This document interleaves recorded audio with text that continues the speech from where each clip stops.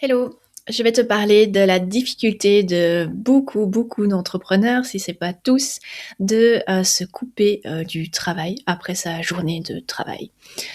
Alors c'est, pas une nécessité pour tout le monde, je pense, parce qu'il y a des personnes qui, je pense, vivent très bien en ne se coupant jamais du boulot et c'est tant mieux pour elles. Donc si c'est ton cas, voilà, ce podcast-là, il est pas pour toi.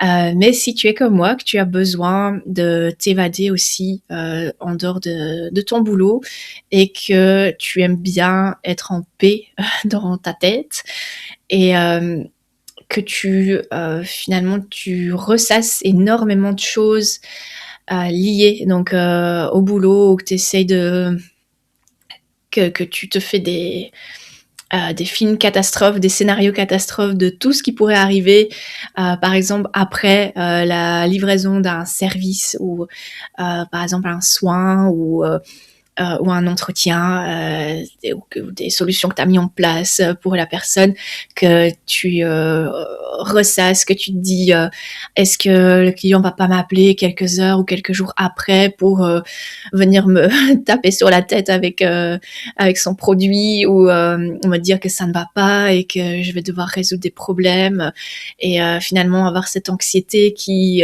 te quitte jamais. Euh, voilà, si tu fais partie de ces gens-là, comme moi, un peu moins maintenant, mais enfin beaucoup moins. Mais au début, j'étais comme ça. Dès que je faisais une consultation, donc comme tu sais, je suis vétérinaire à la base. Quand je faisais une consultation, après, je me tracassais ce que l'animal allait aller mieux avec ce que j'ai donné comme traitement, si la personne n'allait pas me rappeler en me disant que ça n'allait pas et comment j'allais faire, est-ce que j'allais facturer une autre consultation ou si je donnais juste un autre médicament comme ça. Et finalement, ben, le cerveau, il s'arrêtait jamais. Donc, bon, il s'arrête jamais, heureusement. Mais pour pour ces choses-là, il pourrait s'abstenir un petit peu. Donc, c'est compliqué, surtout quand on commence, quand on veut bien faire. Donc, voilà, dans les exemples que je peux te donner pour voir si tu te reconnais aussi dans cette situation-là, c'est ruminer le soir sur tes clients, sur ce qui pourrait leur arriver, ce qui pourrait arriver avec le service que tu as donné, voilà, tous les scénarios catastrophes. Pendant tes vacances, te tracasser aussi, qu'est-ce qui pourrait arriver, voilà, tout simplement penser au boulot pendant les vacances. Analyser des conversations pendant des heures et à un moment te rendre compte que tu as mal formulé une phrase et du coup que tu as oublié de dire quelque chose. Voilà, c'est tout des choses qui sont quotidiens des entrepreneurs ou professions libérales. C'est pas évident, je trouve, dans notre, on va dire, on peut pas dire métier, mais dans parce que entrepreneur est un métier, enfin soit dans notre type de métier, on va dire, notre vie d'entrepreneur, c'est pas évident de faire vraiment la coupure, même pour les salariés, hein, c'est sûr. Quand on a des soucis ou des dossiers en cours, ben c'est sûr que c'est pas parce qu'on ferme l'ordinateur que le cerveau il va plus.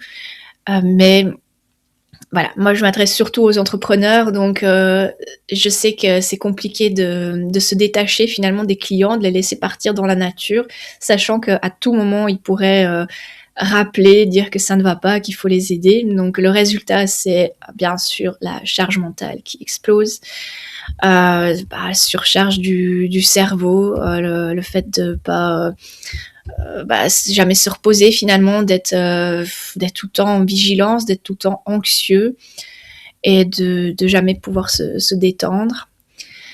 Donc voilà, moi personnellement, avec tout ça, j'ai passé un accord avec moi-même en me disant que j'ai tout fait de mon mieux et j'essaye vraiment de faire de mon mieux.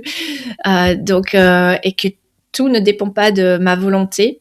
Donc si il y a des choses qui se passent mal, ça veut pas spécialement dire que c'est de ma faute. Voilà, je peux créer tous les scénarios possibles, mais normalement, si j'ai bien fait mon boulot, si je sais que je l'ai bien fait, euh, le reste, c'est plutôt la faute de l'univers ou alors du client lui-même ou de mon patient si c'est dans le cadre de mon métier de vétérinaire. C'est pas toujours moi la fautive. Donc je vais reprendre un exemple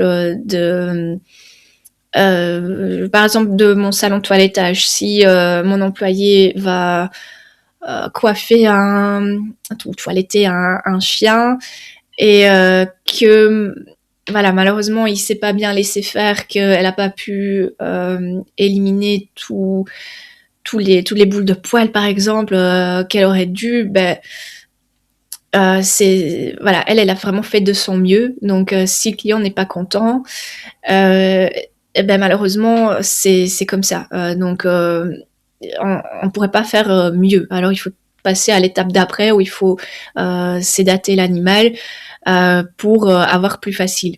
Mais elle a fait de son mieux, donc de notre côté, on n'a pas besoin de s'en vouloir pour pas pu faire mieux que ce qui était possible. Au niveau vétérinaire, ce que je faisais beaucoup, c'est que je soignais un animal et ouais, après je le portais dans ma tête pendant 3-4 jours en me disant bon, ça fait 4 jours qu'il m'a pas sonné, donc c'est que ça a été quand même, donc c'est bon, maintenant je peux penser à autre chose. Mais bon, ça c'est au début quand tu travailles, ok, c'est bien, mais si malheureusement tu te comportes comme ça pour chaque consultation, si tu en as 10 sur la journée, voilà, finalement tu seras jamais tranquille d'esprit. Donc moi ce que j'ai fait, j'essaye de m'y tenir, ça marche assez bien, mais il a fallu du temps. C'est de passer un accord avec moi, c'est que j'ai fait de mon mieux. Et maintenant, voilà, s'il n'y a pas de nouvelles, c'est que c'est des bonnes nouvelles.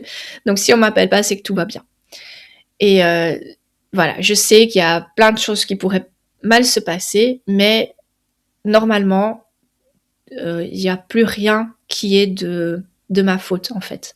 Et ça, il m'a fallu beaucoup de temps, énormément de temps pour réaliser ça. Donc je vais reprendre un exemple que j'ai déjà pris dans d'autres podcasts, mais par exemple, j'opère un animal, une stérilisation, voilà, il y a beaucoup de choses qui peuvent ne pas bien se passer pendant la chirurgie, mais si je rends l'animal et que je suis sûre que tout s'est bien passé, et que les gens me téléphonent le lendemain en disant par exemple qu'il ne mange pas ou qu'il est nauséeux, c'est pas de ma faute. C'est la faute du fait qu'il a été endormi avec des produits et qu'il a un petit peu mal peut-être et que tout ça fait que il est un peu nauséeux et qu'il n'a pas spécialement envie de manger.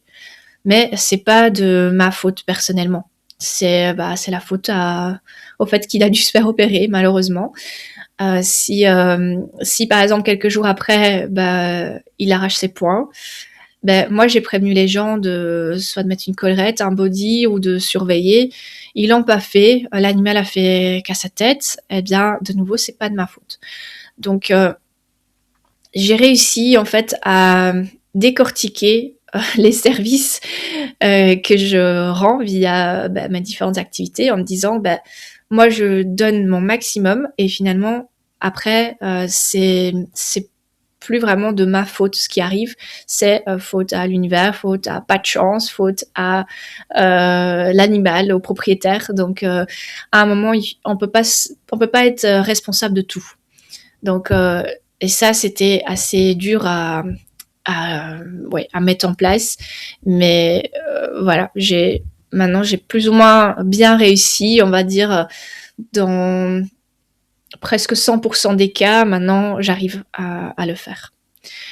Alors, il y a d'autres solutions, j'ai un petit peu cherché comme ça pour te donner des idées, pour voir ce que d'autres personnes faisaient peut-être. Maintenant, bon, avec moi ça marche pas trop, mais ça pourrait peut-être t'aider.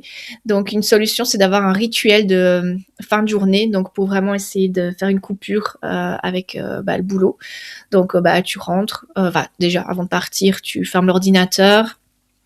Tu notes les tâches que tu dois faire demain, donc comme ça elles restent pas dans ta tête. Tu coupes ton téléphone, ça moi ça marche pas. Ça je préconise, tu coupes ton téléphone. Tu coupes aussi les notifications des mails, des WhatsApp professionnels et tout ça.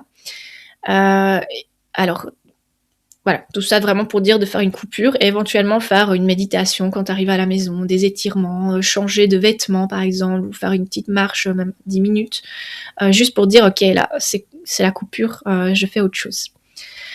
Ensuite, une autre solution que j'ai un petit peu trouvée sur internet, c'est d'avoir des temps sans business. Bon, pour moi ça va de soi, mais c'est pas le cas de tout le monde comme je le disais. Donc c'est vraiment avoir des moments où tu penses pas au business, tu fais que les trucs personnels. Je pense qu'il y a beaucoup de gens ça qui arrivent, mais il faut aussi que ton cerveau y arrive. Donc il faut te dire ouais, là je suis avec mes enfants par exemple, ou je suis avec mon chien ou mon cheval, ou là je fais du sport, donc j'évacue tout et j'essaye d'être là, vraiment présent, au moment présent finalement. Alors une autre idée aussi, celle-là je la trouve pas mal, mais bon, faut avoir ça dépend du temps libre que tu as, c'est d'écrire en fait tes idées, tes émotions, tes conflits, enfin vraiment écrire. Et je trouve que ça marche bien. En tout cas, moi, ça m'aide. Si j'ai trop de choses en tête, j'écris. Et en fait, tout sort et tout s'organise aussi. Donc je trouve que ça, c'est une belle thérapie. Maintenant, voilà, ça marche peut-être pas avec tout le monde, mais ça, c'est, voilà, un des trucs que j'ai trouvé sur internet, mais que je faisais déjà de temps en temps, et c'est vrai que ici j'en profite pour te transmettre. Voilà, donc je pense qu'on a fait un petit peu le tour de la difficulté de se couper du travail. Souvent c'est parce qu'on veut trop bien faire. Parfois ça peut être juste parce qu'on est tellement motivé par ce qu'on est en train de faire, parce qu'on est hyper créatif, et des moments comme ça, j'en ai déjà eu plein. Là, c'est très difficile de se couper de ce moteur qui est ton cerveau, qui a absolument envie de tout donner, de transmettre toutes les idées là qui sortent comme ça. Et donc ces moments-là sont plutôt joyeux parce que c'est plutôt de la création, c'est pas les problèmes des clients. Donc là, je suis pas sûre qu'il faut absolument se couper de tout ça parce que souvent on a des rushs créatifs qui durent quelques jours ou quelques semaines et après ça se calme. Donc voilà, suis un peu tes envies, mais tout ce qui est problème de boulot, tous ces trucs-là, ça il faut absolument travailler dessus. Il y en a qui y arrivent mieux que d'autres. Il y a des gens qui sont plus sensibles que d'autres, qui vont être plus vite marqués. Moi, c'est mon cas. Il y a beaucoup de choses qui vont un peu me saisir et que je vais ressasser, que je vais repenser plusieurs jours d'affilée. Donc voilà. Alors, si l'épisode t'a plu, n'hésite pas à partager l'épisode éventuellement à des personnes qui pourraient en avoir besoin. N'hésite pas à mettre un avis, un commentaire, un like, à t'abonner à la chaîne. Et tu peux aussi trouver dans la description tous les liens vers ma formation sur la gestion des clients, aussi les séances de coaching, et voilà, tu peux aussi m'écrire par mail. Voilà, je te souhaite une très bonne fin de journée. À bientôt.